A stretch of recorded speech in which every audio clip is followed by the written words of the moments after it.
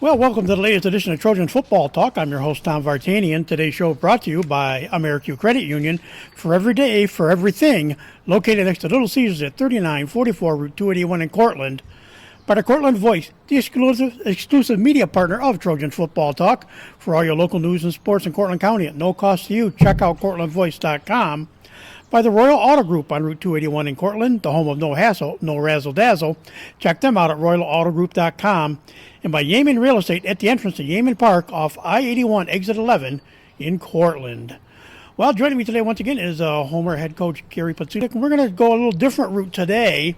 Working on getting some players lined up here down the road here, hopefully not the colleges ending. We might get some of them and a few of the kids that are going to have their high school year finally coming to an end shortly. But we thought we'd try something today. We talk about a little bit about traditions. And I know that there's different opinions of traditions. And I know when I think of traditions, I can think back to my high school days. You know, you always had like a red and white day at school, or you'd have something like that. You'd have once a year there'd be a bonfire like for the homecoming game and certain things like that. But there's a lot more to traditions and that. And of course, Homer just completed their 73rd, though it was a short 73rd season. But 31 years in the book for Coach Podsiedlik. We talk traditions. We can talk right there with coaching staff. Mike Norris, Gary Podsiedlik, both 31-year coaches now. And Paul Baladoff did 5 years because we had George Butts in there as well. And Bob Garlandhouse complete for 2 seasons. So that's a pretty interesting. I think right there's a pretty interesting tradition. 62 years between you and Coach Norris since like 1954. And sprinkling 5 years in between of Paul Baladoff, who ironically in only 5 years did pick up a state title through the vote of the sports writer. So that's an interesting one right in its own right, I think, Coach. Like the longevity of coaching. Well, hello, Tom. Good to see you again. The reality is you're right. I mean, I had the privilege of speaking a couple years ago at the Southern Tier Athletic Coaches Association Conference, and we talked about my presentation was keeping tradition alive. There was a ton of tradition here before I showed up in 1983, but we've had 5 coaches in 73 years since our inception. And Professor Butts, as they call him, Coach Butts, he was our coach for 5 years in the 20s to early 30s, and then we had a 20-year lapse for a variety of reasons, depression and other reasons. They didn't have football, so we brought it back in 52, and a man named Bob Garlandhouse was there for 2 years. And you talk about continuity is a huge key to tradition. And it doesn't have to be necessarily coaching. You can change coaches, but there are fundamental traditions you keep alive. And you look around the country, the between school battles for jugs and things like that, which we are fortunate to have one ourselves with the home court jug. But I think if you can have coaching consistency that the community learns to trust and believe in, it's much easier to keep a lot of solid traditions alive. And Coach Butts was there 29 to 32, as you said. Mr. Garlinghouse, I don't know much. Nobody knows much about him because he was only the head coach for 2 years. Even Coach Norris, when we talked about it, had very limited, information to share on that end. And but then Coach took over in 54, and you mentioned Paul Baladoff was our head coach for 5 years, from 85 to 89. I had the privilege of being, one of his assistants. But the truth is, Coach Baladoff was here for almost 2 decades prior to becoming our head coach. So he was with Coach Norris for at least 17 years minimum on the staff. And when I got here, Coach Baladoff was on the field actually calling plays and doing the offensive part of the play calling, obviously under the approval of Coach Norris. But he was doing it. Coach Lux was up in the box talking to bells, we had Bill Bierman, who was an assistant with Coach Norris. So Coach Baladoff was it was just a continuation with some new flash, some new ideas, and Bells did a great job of saying, okay, we gotta take what we have that's great and keep it, and he did.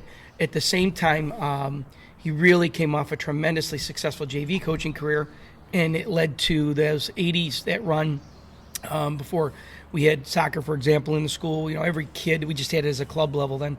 Every kid, the tradition was there. If you're an athlete in the fall, most likely you're playing football, and it really was a sweet thing. And I got to be a part of it starting in the 80s and with Coach Norris Baladoff, and then now me. And as I pointed out to the folks at this conference, we have a simple poster that we share with the community and put in their front lawns. It just says Homer Football, and then in big quotes it says tradition. And tradition is so many things, and if you have continuity of coaching, there's no doubt you can keep healthy, positive traditions rolling through the years, and we've been lucky enough to do that. Just out of curiosity, the one thing I know we always do talk about, every sport talks about it at home, or blue pride. Where did that kind of come from? Do you know? I mean, the term was being used all the time when we came in. I know a lot of folks. I mean, I remember staff meetings with the football program. I remember meeting with Mr. Al Melanda, who was the athletic director early 80s. And then Larry Hart became our AD. And I can't remember if it was Mr. Melanda or Mr. Hart, but they said in conversation in my end of the year evaluation once, they said, what's really neat about this place? People say that phrase, blue pride. And he said, but let's face it, for most of this school's history, the tone has been set by football. The trust in the program, the belief in a sound system where boys are learning more. At that time, strictly boys were learning more than just football. They were learning lifelong skills. They were learning to work together, teamwork. And, it was even then pointed out that when you say blue pride, it's got to stand for what I call doing right. Doing right on the field, off the field, academically, as a citizen. And, so the truth is that that blue pride concept is, I'm sure it's been here as long as the school's been around. But there's no doubt that football has been privileged enough to have a big chunk of where that came from and what it really means. Commitment, put the time and effort in, meaningful time and effort. I know that's how our program's grown. We always pride ourselves in never doing busy work. What we do is we say every time we have a chance to work with our athletes and we pull them together, let's make sure that we never forget that whatever we ask them to do, it's got to be meaningful, it's got to be helpful, and it's got to never lose sight of the big picture beyond football. And I think that's one of the things I'm proudest of as a head coach, is that with trusting my staff and surrounding myself with guys who just have a passion for teaching, we are very fortunate that we've been able to maintain the value of blue pride in the eyes of our community. And when you get people coming to football games more than any other sport who have no children in the program, some who've never had children in the program, and they've come for years and years and years, that's kind of special. I mean, that is what tradition has been stereotypically labeled in the movies. The whole town shows up. Well, we have been one of those few communities that through the changing times have maintained that. And so I think that certainly football has its notch in that belt when it comes to blue pride and how important it is to represent our community in a positive light. I know that. I'm just thinking, just off the top of my head, of some of the things that before we dive in, you got there's a lot more tradition to the tradition that you have. Yep. That the things I normally think about. I do think about every year home does have the homecoming parade still every year, and there used to be a bonfire once in a great while, but that kind of got. This year, of course, obviously nothing happened, so it was totally different. But I mean, that's one of those. I guess it's one thing. It doesn't matter where you are. That's a tradition. Homecoming, the parade. They have the banners at the field at halftime. The homecoming king and king and queen that night. That's just one of those things that homecomings never seem to go away anywhere. There's certainly a lot of traditions. Like a more recent tradition that's only a couple decades old is the Hall of Fame. That was something that Coach Luxinger wanted to see. We have an athletic Hall of Fame, and the very first year, because they didn't want to wait, we did it at a spring lacrosse game. We inducted our first class, which included Coach Norris, and rightly so. So we had that as a celebration. But other than that opening year, every year the Hall of Fame induction ceremony is at the halftime of the first home game for the varsity football team. And again, I think that just kind of locks in how we should be respectful as a football program of the trust that our school and our community has in us to say, we're going to take that opportunity where the community seems to want to come out and watch us play and compete to honor our student athletes of the past that were just tremendous student athletes. And, so that tradition came alive. But you're right. Most schools are still trying to hang on to those homecomings and those things. We had bonfires. Actually, the first year or two I was there, if I remember right, we had all grass fields everywhere, so we would do a bonfire down in the end of the stadium, not in the stadium, but just outside of it. And we had them, I think, even one in a parking lot one year.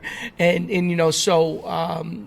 then we moved to this community center, and to adjust to the times, what we did is we tried to make it inclusive of, and I was a part of this, hey, let's include all sports. Let's get all the fall sports down here, let their captains introduce their athletes, and then we'd have a bonfire right here at the community center behind the firehouse. And, recently that's shifted to homecoming.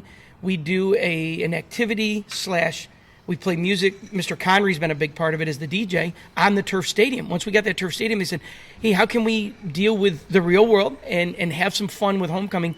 So it's been a pizza party / dance / frisbee / meet the football players and the student athletes of our school in the fall. And, the school just keeps battling to adjust and adapt and keep that kind of a homecoming tradition alive. And they have the dance after still. And you got to give that lecture to the kids. Boys, go to the dance, but be gentlemen, because we got to get out of bed and lift weights in the morning and get ready for our next opponent. So be smart about, your behavior. And so, yeah, I'm thankful. I personally, I'm a sentimentalist. I always told one of my things you may not always know about me. I love chick flicks. I love romantic movies, and with a happy ending. And traditions like homecoming traditions are a part of that romantic, history of life in school. And, we've hung on to that very, very well with a lot of other things as well to go along with it. And I think that's also, I think they believe most of that week they do Spirit Week, I think, too, don't they? Where there's all sorts of different things going on. Every class gets involved, and that's part of the fun. The classes get involved, and the whole school's involved that way. We've evolved into a society, and then this COVID thing certainly has enhanced it, where we kind of do our own thing and worry about ourselves. And one thing that's come since the early 2000s, Spirit Week originally was just in the fall, the week leading up to homecoming. And like one day might be twin day, so you pick a friend or a schoolmate and you dress alike. And it doesn't have to be twins, it could be 5 people dressing, everybody dressing in a Halloween costume or something that looks the same. Or, some will come to school and it's cute, kids will come and they'll dye their hair the same and with the exact same t-shirt and clothes and all that. And, and then they'll have a flannel day, to be proud of our country style heritage here.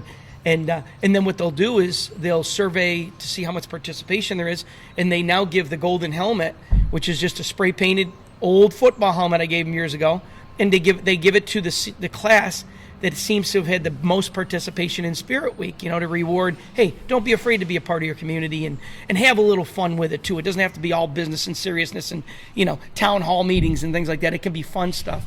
And so again, that's evolved and continued, and so much so that they try to do one every season now, a Spirit Week in the winter and a Spirit Week in the spring. So our school's done a great job of saying, those things are important for the mental health and the fun reality of life when you're going through school as a kid, and the adults enjoy it. So, the teachers join in. I know the math department on Twin Day, we'd all dress alike, and, one year we were all nerds, and things like that. So yeah, you're right. There's a lot of fun, positive stuff still going on as it pertains to homecoming, especially during, that fall season.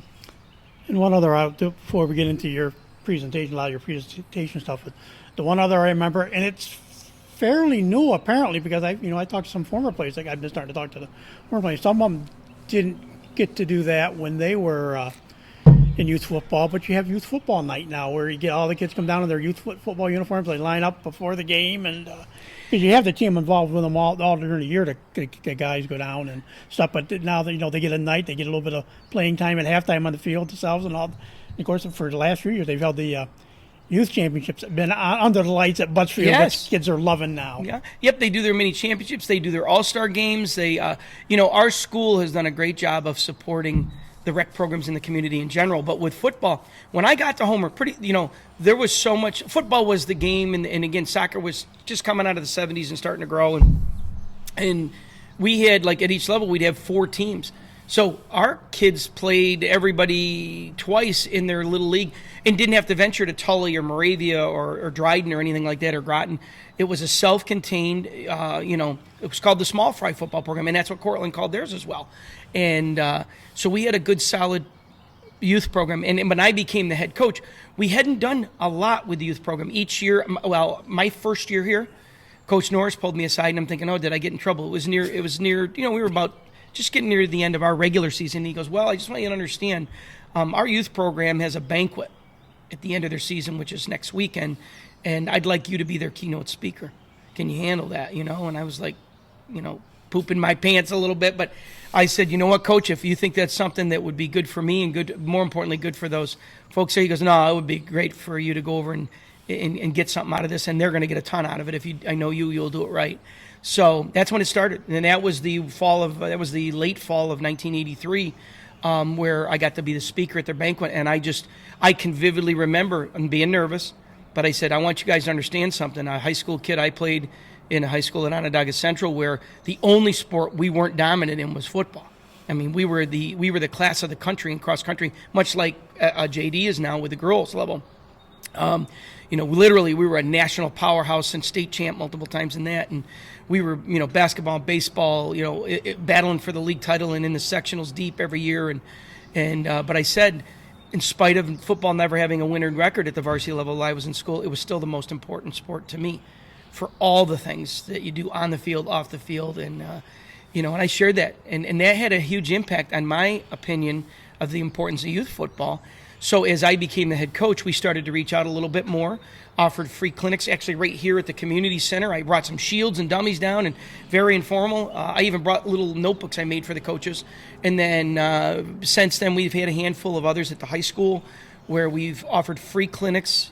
Coach P, with later the help of the football backers, bought the coffee and donuts, and we would do half in the classroom, but then the other half was either on the grass or in the gym, making the coaches do the drills and skills and the things that I was trying to share with them that I hope they would make a part of their program for our future. And what's happened with good supportive people like Patrick Quinn was heavily involved with the youth program after he coached on our staff for a while. And, the unifying, they wear blue and white in practice now at the youth level in Homer. It's the Homer Rec department that coordinates the program. They use our dynamic warm-up. I keep trying to get better at what we share with them. Our boys, at least once a year and often twice, we go down and we offer free clinics with the help of our varsity football team and our staff to the youth program. With the controversy behind concussions, for example, that's really come on the forefront. And it's been, out of this is coming a good thing. Football from youth to NFL level has improved in this area so much so that every study in the country is showing that football is not in the top 1, 2, 3, or even 4 for percent of concussions occurring, the occurrence of concussions in those athletes. Other sports have a much higher rate of concussion than football because we got hammered in the media and so on, and we've adjusted and adapted well at every level. Well, one of the things we were seeing is kids were, when they first entered youth tackle, a lot of nervousness and a lot of kids doing it for a year and then getting out. And we said, how can we stop this? So I organized and told them, we're going to run a tackling clinic, and I want you to invite even the flag football kids. And you could put the littlest kid in line with the biggest kid, because we're going to run a circuit where they won't tackle bodies, but they're going to learn to tackle properly, safely, to protect themselves and the kid they're tackling. And more importantly, they're going to learn to tackle with confidence. So as they get older, it's not scary, and they're less likely to be turned away. So that's the growth in the tradition of being a part of each other that I'm real proud of, that whatever we've done, we've tried to do it right. You always wish you did more. I wish we had 4 clinics a year, but real life gets in the way sometimes, and I'm just proud that we have tried to constantly include kids. So, for example, we started that tradition, we call it Homer Youth Football Night. They come in their uniforms, cheerleaders and players, and they go out in the field, and that's the tunnel of the future of Homer football. That's the tunnel that we run through to get our starting lineup and team announced before the game. And, to see those kids are smiling and beaming. We let them come down on the end of the field while we're warming up pregame, and they see that the very skills and drills and vocabulary we used with them in the little clinics we offered is exactly what the varsity kids are doing to get ready for the game. The terminology, they go, wow, hey, they warm up exactly like we do, and they think we're doing them, so that's a positive thing. And that's how you develop community tradition and belief in the system that is now Homer football. And so yeah, we're proud that we've got that Homer Youth Night. And in fact, to be honest with you, our schedules become official next week. I've met with our AD already, and we already have earmarked when's Hall of Fame night, when's Homer Youth Night, when's homecoming. And so it's kind of cool that football gets to be central to those things. And the last one we'll talk about that's, everything we're doing is football related, but could be applied elsewhere. But obviously the home court jug game that's been around. Been a little lopsided the last 9 years. It was a close series until the last 9 years have been rattled off. Homer's won nine straight now. Yeah, we won 9 in a row. But it's a fun one. Everybody talks about the the Cortica jug, with Cortland State and Ithaca College, but the home court judge has its own little impact. And I do laugh. I don't know if I did my podcast with Dusty Stillman. He 7 years after, his graduated, he bought him and his wife. They got a house on Lake Como, and the guy, he goes and interviews the guy and goes talk to the guy next door. Hi, I'm Dusty Stillman. You're the kid that fumbled the punt in the home court. It's funny. It's a game that, depending on what side you're on, it follows you everywhere. Well, it started with Al Butler, one of your partners at the paper, and you continued this, Tom. And we are fortunate to have a traditional record, a long-standing record that keeps track of statistics and the history. And it's cool how, if you look season by season, I think Al started this and you've continued it, where you'll highlight something for the season. Like, I remember one of Coach Butts' seasons, they were 5-2-1, I believe, back in the late 20s. And it said they won 5 in a row. That was the highlight. Like, that was something worth remembering to tag that season with. And the home court jug one year, controversy with the mechanical clock that had the moving hands, and so they call it the clock game. To this day, you walk around and talk to folks in their 60s and 70s and 80s, and they'll talk about the clock game. So the home court jug, again, an idea that was obviously piggybacked off of the Cortica jug, has been an awesome tradition. Again, wasn't here when I got here. There was a pause in it. Coach Cottrell never got to play in a home court jug game, even though he knows how important it is and special it is to our community.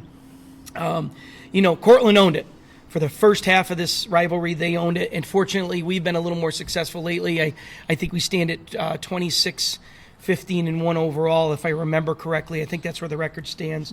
Back in 08, we had an overtime game that was it was pretty cool. 08, and then in 16, in 08, it was a 32-26, and we joked that neither of us had very good defense. We couldn't stop each other, but we made some mistakes and turned it over. So it was a even Steven 26-26 game going into OT. And, then in 16, we win 9-3. And the wacky part of that, here's high school football, not a huge long-standing tradition of field goal kickers. But the truth be known, we catch a touchdown pass to win the game in the last minute of the game, and the officials declared that the ball was intercepted. And we have a photograph from our vice principal. She happened to be standing at the goal line, and it shows that we clearly had possession, went to the ground, had the ball. Then it was stolen. And so we have to settle for one last play to kick a field goal. And so it's 3-3. We go to overtime. And fortunately, we won that game. But, that was a battle where we were probably favored a little in that one back in 16. But, it was early in the season, and it just showed we were both a little rough on the edges offensively. 9-3, pretty cool memory to say, wow. I remember going out, and Pete Reef was, fairly new as a head coach. And I just said, at the overtime at midfield, they brought the coaches out so the coaches could be with the captains to explain the overtime. And I said, Coach Reef, what's cool? This is cool. This is a cool tradition, isn't it? No matter what happens, this is pretty cool for our communities. And lo and behold, we were fortunate enough to dig it out in that overtime period and win 9-3. So it's a tradition that's really awesome to be a part of. What's nice is we've fluctuated between 80 and 100 schools playing football in Section 3 through the years, mostly 80 to 90-ish, no matter what, including 8-man and stuff like that. The truth be known, the biggest rivalries, the most respected rivalries in the section, should the teams not be in the same leagues to make sure they happen, are always the Homer Cortland and then that Liverpool CNS one that's been a biggie for years. Those are two of the biggest. Now think about it. You got AA schools, they get state level notoriety even if they're not good, and that Homer Cortland game is so respected by the leadership in Section 3 that I'm proud that state makes a statement about the tradition of the home court jug and football in our communities. So yeah, it's a lot of fun to be a part of that. I did laugh. I do. I'll ask you this because obviously you're coaching in it now, and you are part of it this way. Back in my era, in the '70s, like Dusty, it obviously it's a little bit more. The community. Us old timers really. You live and die by certain games. Yes. Now the kids are together so much. I don't know if it's big for the kids. They want to get bragging rights, but they're friends now. It's not the other school. It's they're friends because they play together in some sports. They do a lot of stuff together. So it's more like it's the senior citizens and the adults keep the real rivalry part of it intact over the kids anymore. Well, let's not beat around the bush. The truth is, any time something silly or negative happens around the rivalry, it's usually the fault of adults. It's not a fault of the high school students, especially in today's world. Like you said, with texting, I mean, email's antique now. That's old. With texting and communicating with all these, social media options they have from Snapchat and these kids know each other. I mean, we have boys that only play once a year against each other in one sport, and yet they text each other back and forth.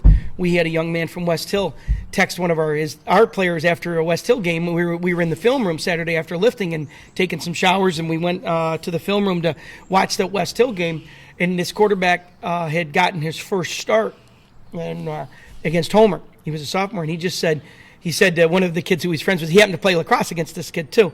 And he just texted, and the phone went off during our meeting. Now, I'm like, gentlemen, everybody's phone's supposed to be off, right? And he said, it's just a West Hill quarterback telling me that he's never gotten out of bed so sore in his life after that football game. And, he said, you guys are really a solid team and a lot, you have a lot to be proud of, basically. So you're right. These kids communicate. The Homer Cortland kids know each other year round. There's not very much, we coach them and say, please, don't say things even in jest that might get misinterpreted. And you have to educate, people. Even adults make those mistakes sometimes where it was innocent, but yet it out of context, it could be seen as mean-spirited or negative, and we don't really see hardly any of that with the athletes. Like I said, if anything, the adults. That's why Tom Cottrell didn't get to play. There was some negatives. I think there was some vandalism done on the schools or fields in the late 60s or late 70s, early 80s. So the AD said, let's take a break from it for a little while. And then we brought it back in the late 80s. Well, it was the very window where Tom Cottrell was in high school, so he never got to play Cortland when he was a kid. And but it wasn't football players, if I remember right, that were involved with it. It was people outside of the football team that, okay, they got to lead in. But, that's a part of a lesson in life and growing and learning from mistakes. And so, but yeah, I'm proud we have this tradition. And it's so exciting that no matter what, this year, Cortland is as solid as they've been in forever. If we didn't get so dialed in so early in this short season, I think it would have been truly a game to the wire. I really do. And we just come out with it was going to be our last game. We knew it. So we shared with our players, you got to respect that you'll never, unlike any other sport, you can't play pickup tackle football. And that's quoting an article from a mom that went national a couple years ago that I read at our banquet. That it is different. You never. Even playing college or playing in the NFL, which I've talked to pro players who said the emotional investment cannot be topped by anything other than high school football. And so our players just played insanely physical and smart, and we just didn't make many mistakes. And so we ended up winning by a much more lopsided score than I really think it should have been, because they finished 3-1 and had a tremendous season. And but that rivalry game means a lot, and I was thankful our kids, being their last game of this half season, really did their homework, took care of each other, and played so well. So yeah, what a fun tradition the home court jug is. And of course, once the season ends, it's of course you encourage, and a lot of guys do play another sport between the winter and spring. So I kind of look at the real training kind of begins near the end of the school year, where you have Blue Pride camp now. You have the team camp. Yep.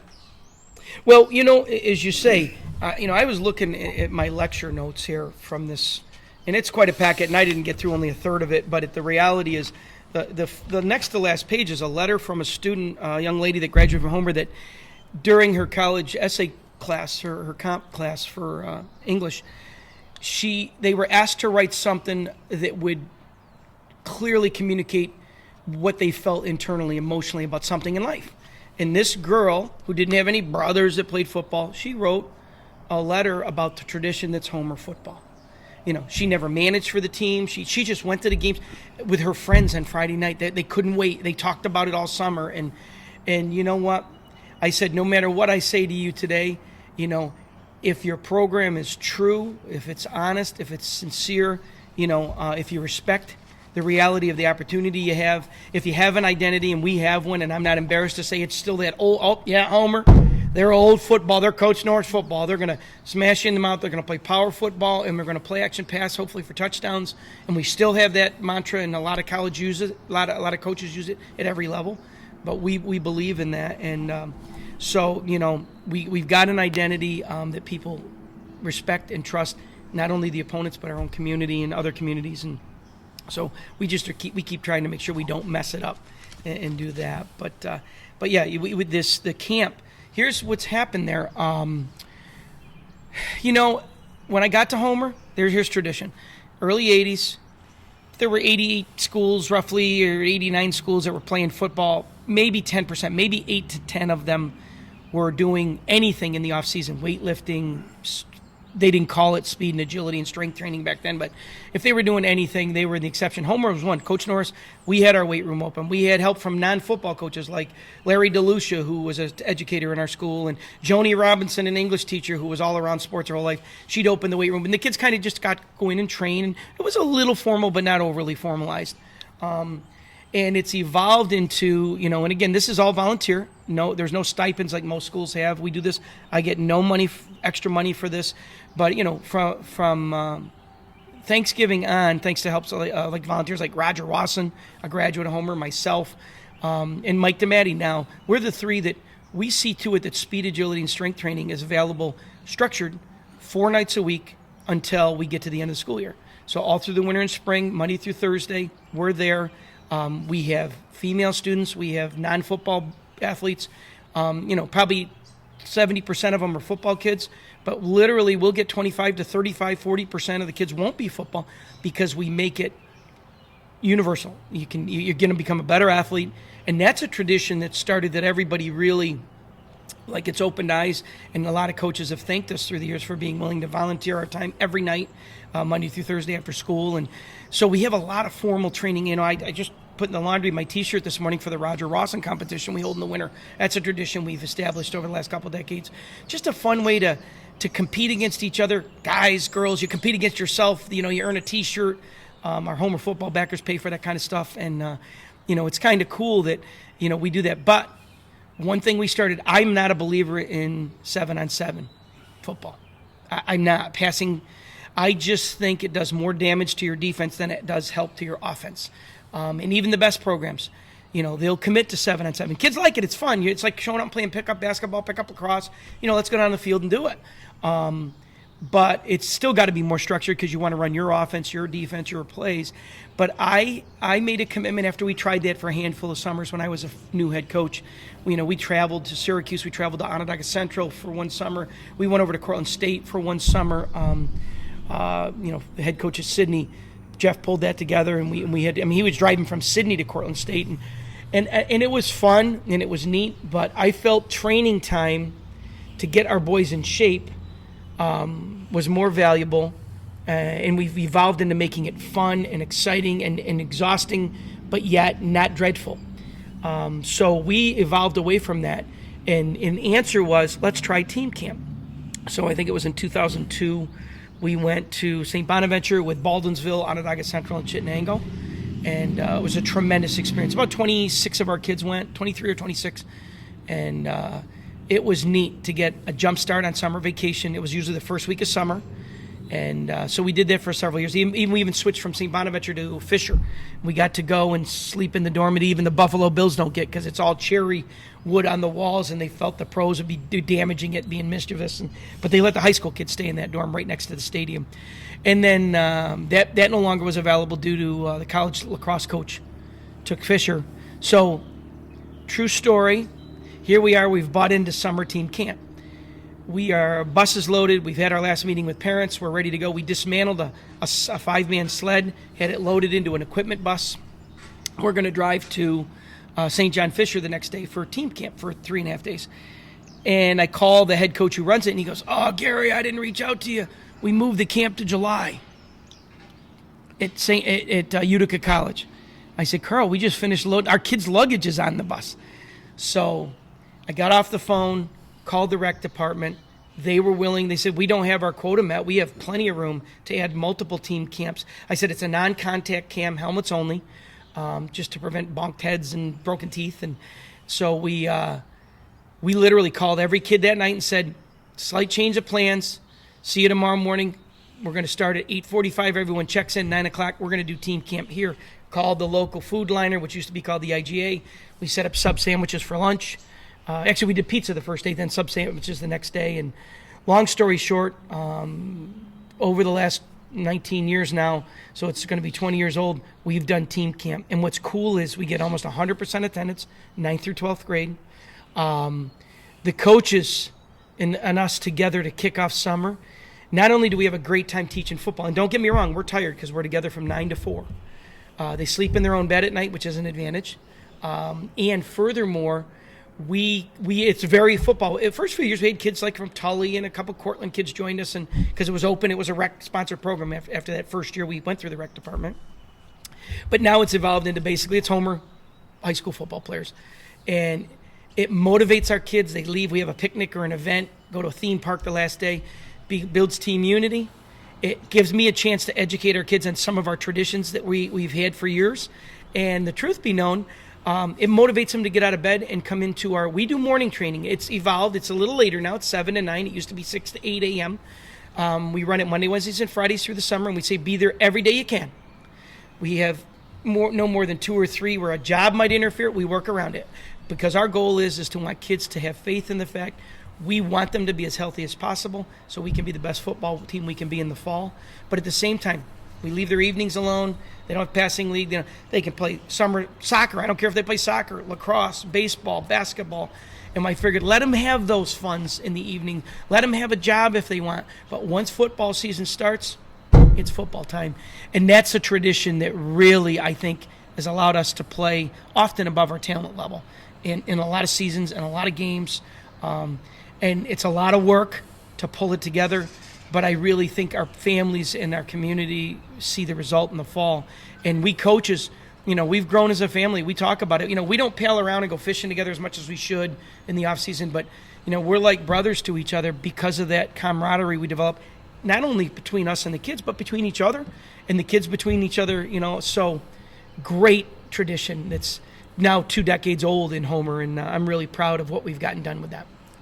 And of course, through all the training that starts from then through the summer, the team camp and everything, you get around to preseason going on. Of course, then the tradition is the Watermelon Bowl, but also part of that Watermelon Bowl is you announce the big dog and the top dog and the big dog. From all that off-season work, the guys that put in the time, they get recognized. You're absolutely right, Tom. And what's cool is a lot of those traditions were in place. When I got to Homer, we practiced for 2 weeks, and in the second weekend, we had the Watermelon Bowl. And we did it right on the practice field. That was it. You'd never touch the game field except game night and maybe a couple varsity practices pregame. That was it. So the parents would come stand on the hill where the baseball back cages, because it was a baseball field then too. And there was a nice rolling hill, so if you stood up there, you could see all the activity above the players' heads, even if they were standing on that sideline. And I'm like, what's the Watermelon Bowl? It was the blue-white scrimmage. It was the inter-squad. You wore blue and white jerseys, and you competed and filmed it like a game. But that was after 2 weeks of double sessions. So it was the exclamation point on the end of the official double session preseason. It was a chance to get yourself on film, even back then with the 16-millimeter hand-cranked camera, to say, who deserves to start for this team. And then the following weekend, you had your scrimmage against another school, typically just one school. I know Coach Norris was scrimmaging West Jenny a lot back then. A good friend of his who I have a family connection to. Pete Palin was the coach. And so we did the third week. And then the fourth week, you played your game. Now you can play a game after 2 weeks. The state has approved it. And so, like you just said, here's tradition. I'm thankful, unlike college and pro, we are not limited on double sessions. And don't get me wrong, there's a reason we're one of the healthiest teams in Section 3. We know how to work double sessions where you're not just beating the living daylights out of kids and inviting injury and encouraging injury and setting your kids up for injury. We're doing the opposite. We're working them into shape. We're teaching them a lot of football. And I think, as good as anyone I've ever seen, our tradition of never disrespecting fundamental work.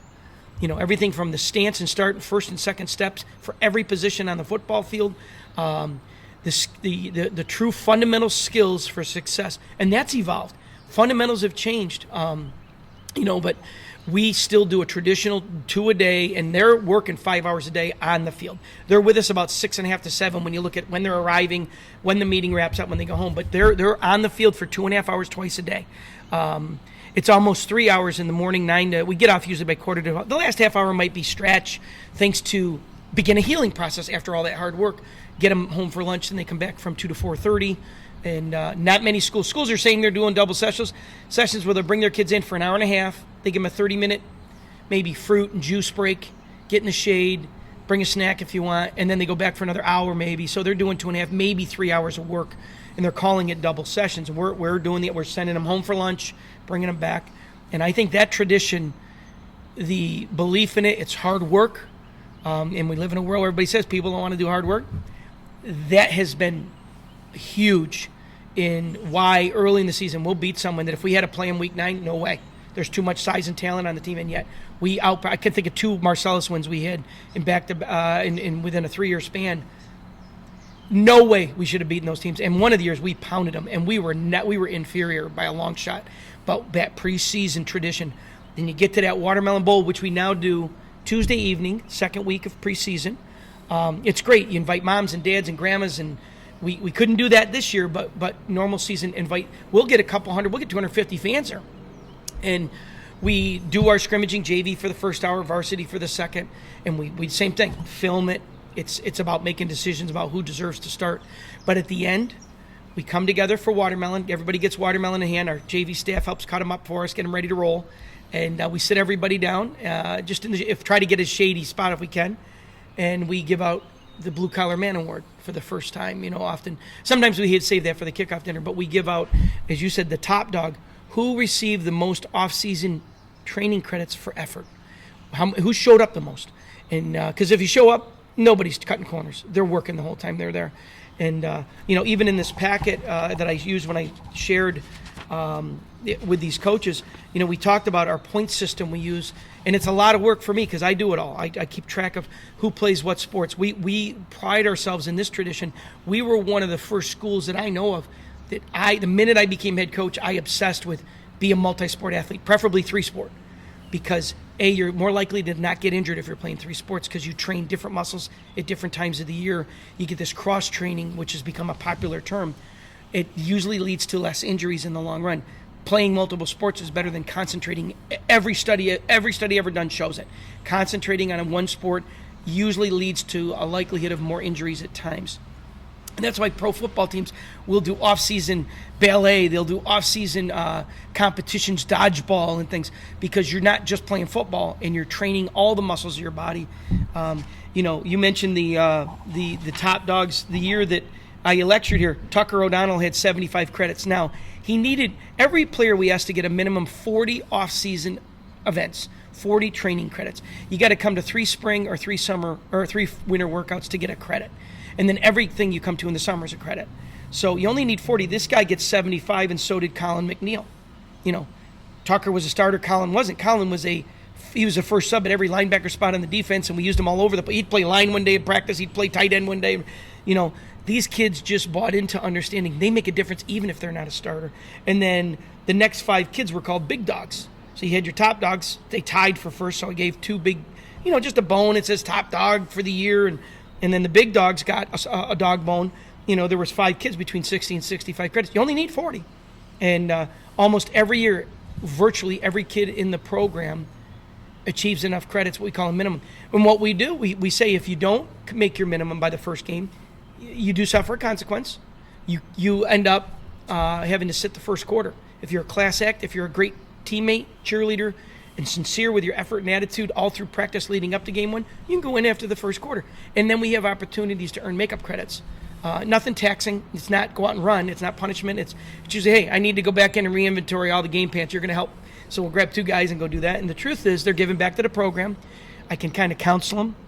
And the reality is with needing 40 credits, virtually we usually have 80 to 100 opportunities every year. So it's not like excessively taxing, and it works with their other sports.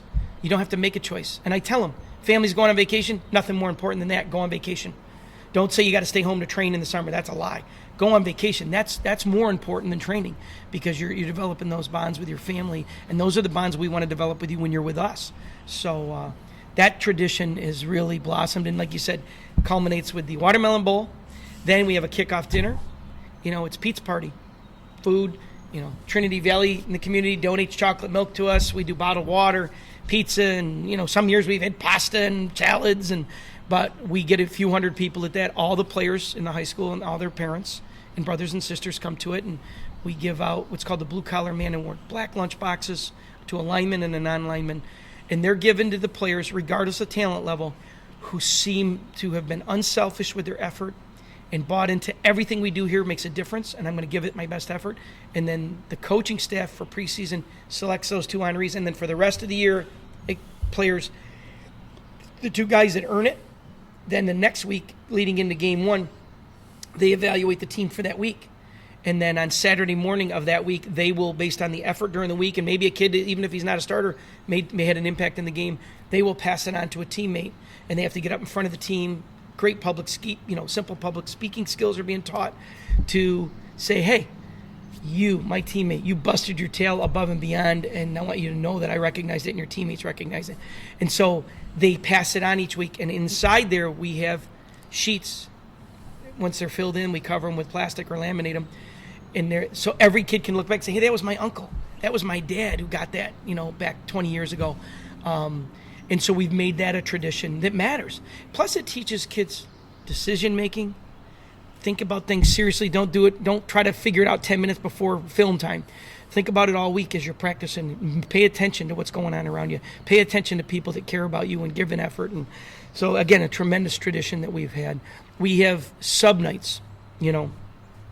Preseason's a lot of work. We have a fundraising night. The first week, we do only one fundraiser, significant one. We sell these Blue Pride cards, we call them. All local businesses we support, and they support us.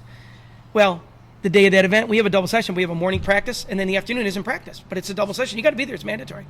We come in, we eat sub sandwiches together typically, have lunch together or dinner together. Then we go out in the community and sell our cards. We come back while they're waiting for results and prize program to begin. We do a pizza party with them, and that day alone we spent $1,000, and thankfully to the support of the hard work of our kids and the football backers, we can make that happen.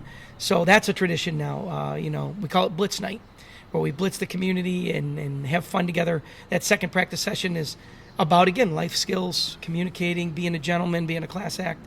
During the season, tons of traditions have been continued. Watching film. I know a lot of coaches with huddle, they're no longer watching film. They know, a lot of them will say to their kids, I want you to watch the game film on your own. And then the coaches will slice it up and say, defensive backs, watch these 10 plays a couple of times over. And that's cool. We still do what Coach Norris used to do in the gym on Sunday nights. We bring it in those Saturday morning after game, after we work out, and we'll talk about that tradition in a minute, and we will watch film to see what we did right and to learn from what we did wrong, and it's evolved through the decades. Our players know how to watch film. Like, we'll have an Anthony Basile saying to a young kid next to him, and Anthony was a senior that year, and I vividly remember we watched film and we blew a play. It was beautifully executed with one exception. And so instead of gaining 10 yards or scoring a touchdown, we only picked up a couple of yards. So Anthony Basile says, Coach, play that back. And he says to the kid who's playing the offensive line next to him, he goes, okay, I want you to watch you and me here. So we roll the film. Now, this is a kid. We roll the film. And he says, can you back that up again, Coach? So we back it up and pause it. And he says, okay, now I want you to watch it. Now, this is Anthony talking. I want you to watch this and tell us, what did we do wrong? Not what did you do? What did we do wrong? What was the call? He goes, combo. The kid knew. It was a stack in the defense. We got a combo. Us two got to find a way to block those two, no matter what crazy things they do, whether they crisscross, run in circles, whatever. And he says, okay, Coach is going to run it in slow motion. So here's the kid. This is how well trained they are. Coach Kotz is running it in slow motion, and he goes, freeze. And Anthony turns to the kid and says, where did we go wrong? He goes, the minute I hit the kid, my head came down, I lost sight of the linebacker. And the truth is, the lineman we were double teaming initially, he was slanting to the gap towards Anthony, and that means it's a natural progression if you train it and drill it like our coaches do, that you run to that linebacker and block him. And I'm so proud that tradition has evolved into a situation where my kids usually come home from college and say, Coach, there are not many players on my team that know how to watch film the way we do. They don't know how to watch and learn from it, And I vividly remember a story. Luke Sewilla went to Cornell, and he said, Coach, I'm serious. Most of my teammates don't know how to watch film and get better from it, And so that's a tradition that Coach Norris started, and we've just continued, watching film. Other traditions I started was the Saturday morning. I went to Syracuse University every year for clinic, developed a great relationship with their strength and conditioning people. Will Hicks, whose kids went to West Hill, sat down with me, and I said, I got to change something. We're sore on Mondays. We play Fridays. We give the kids a weekend off, and we're just, I have kids with sprains that never told us, so now we're 2 days behind rehabbing. And he says, I'm going to show you something. We started with the O-line, and now we do it with the entire football program at Syracuse University, and it's the day after. And so we come in, depending on whether it's a road trip or a home game, we come in either 8 or 9 in the morning. I go to the track with the kids, and we have a short meeting inside just to quickly rehash basically the emotional thoughts about the game. The varsity staff speaks to the kids, but try to keep it no more than 12 minutes. Then we walk down to the track. We do a warm-up, a lap, a dynamic warm-up to stretch and get the body going again, get the blood flowing to heal the sore spots. And then we do a hurdle work where we focus on ball security and get over and under hurdles to stretch and get the body, again, aligning its own spine without even knowing it. I got this from Will Hicks. Then we go in and lift weights. And the lifting weight process has a combination of circuit principles with a couple core exercises for big muscle groups so that these kids begin to heal. Guess what happened? When I started this, all the kids moaned, my father, my uncle played here. They never practiced on the weekend. And I said, well, here's going to be true democracy, young men. We're not getting a vote as coaches. We're going to do this for 3 weeks. If you don't think you feel better on Monday, if you don't think this is making us a better football team, then we will stop it. After the second weekend, the captains came to me and said, Coach, I want you to know something. We don't want this to ever stop. And what it's evolved into is that training I just told you. We give them a chance, only about 7 minutes. Go get a shower so you don't stink up the library. Then they go up, donuts, juice, cider, milk. We watch film with notebooks in hand. I just buy 17, 27-cent notebooks at Walmart on my pocket usually to give each boy. I make a cover on the computer that I photocopy. So it's got a football helmet on it and their name. We don't need style over substance here. And they take notes during film. And I said, don't just take team notes that we keep bringing up, but yourself. Hey, I got to work on I got to get off the ball with more passion as a receiver that's down. I did a lousy job of stock blocking this week. I need to improve. We asked them to evaluate themselves as they're watching the film and take notes. And that tradition has really blossomed, that the kids really thrive on it and use it as a learning tool. Team dinner started with Coach Norris. We get together, and the parents run this. It was never the school. The parents said, we want, it was just hot dogs and hamburgers usually on a grill at somebody's house. You'd run over after the last practice, the pregame practice, day before the game, and sometimes it's evolved into, chicken parmesan meals down there at M&D Deli, and they have the whole place to themselves. And, sometimes it gets too extravagant in my opinion, but, that's a tradition that develops camaraderie. And it's a way to say, guys, we just worked hard to get ready for this game. Go home, get your homework done, get in bed, hydrate, make sure that you've done everything you can to play the best you can tomorrow. That's what's important for your teammates. And then we'll go to work on it the next day. And, so that's a tradition that's awesome. Parents started a tradition, a gift plaque at the end of the season every year. Parents used to pay for it, but our fundraising has been so good that usually the last 15 years, the kid gets a picture of the team, our team results, on a little wooden plaque. Usually it's 8 by 10 or 10 by 12. And, it's only a $20 to $25 item, but it means something. It goes up on every kid's wall with very few exceptions. And it reminds them of that group of people they worked with. And we try to make the picture. Most years we got stat people in it, we got all the coaches in it, we got managers. It isn't just about the players and the coaches. And I think that inclusivity is a part of our tradition that has helped us to be better than we are sometimes. And so, and again, this list can go on and on and on. Fortunately, all of that requires continuity, which we started this with. Us coaches have worked hard as head guys, and the support of my staff. The very second page after the cover page showed people how long my coaching staff has coached not only football, but football at Homer, and how many hundreds of seasons they've put in other sports.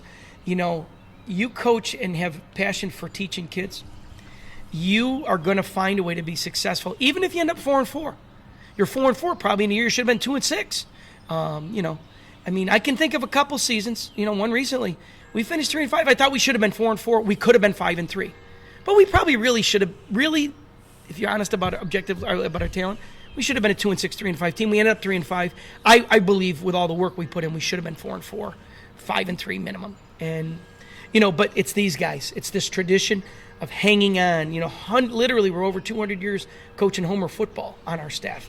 So I'm so proud of that tradition that has become a part of, hey, if you're here, you need to be invested. And we keep it up. Like we added 2 volunteers, full-time volunteers this year. We have 8 paid coaches. We have 13 full-time coaches on this staff. We must be doing a few things right, and that good people want to be a part of it.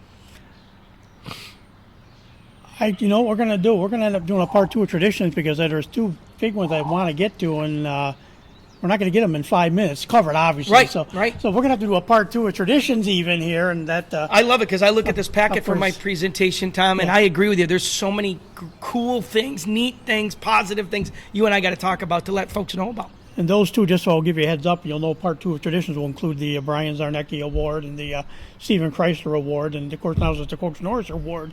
That's a fairly new one. Those are all things.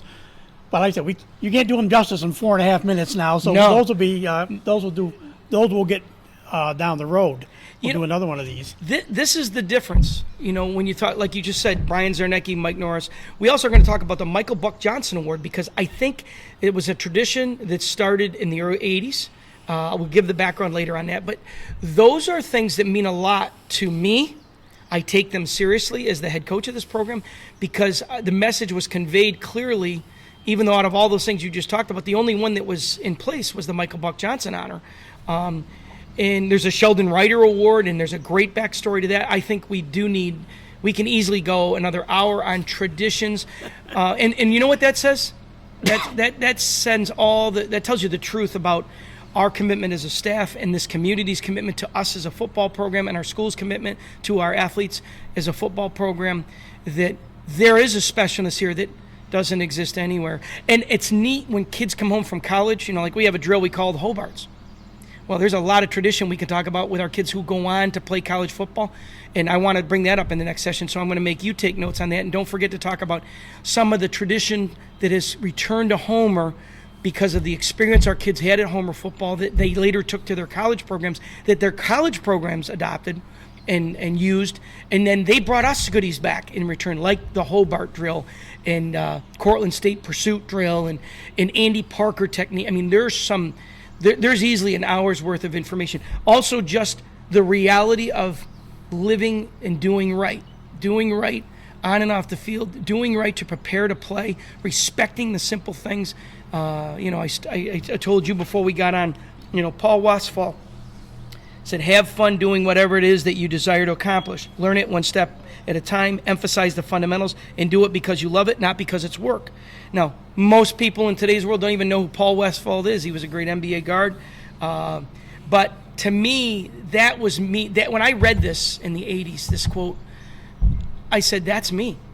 I'm not a very talented athlete, but I was fortunate to be a pretty good athlete. But I loved it. I didn't see it as work. I saw it as an opportunity to get all I could out of myself for the sake of my teammates.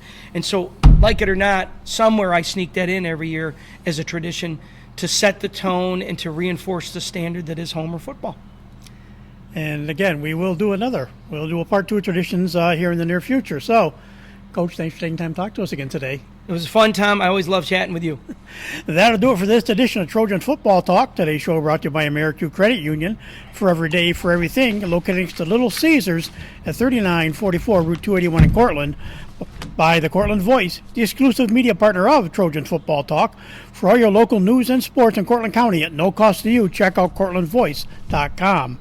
By the Royal Auto Group on Route 281 in Cortland, the home of no hassle, no razzle-dazzle. Check them out at RoyalAutoGroup.com. And by Yeaman Real Estate at the entrance to Yeaman Park off I-81 Exit 11 in Cortland. So for Coach Gary Podsiedlik and yours truly, Tom Vartanian, again, thank you for listening, and we'll talk to you again soon.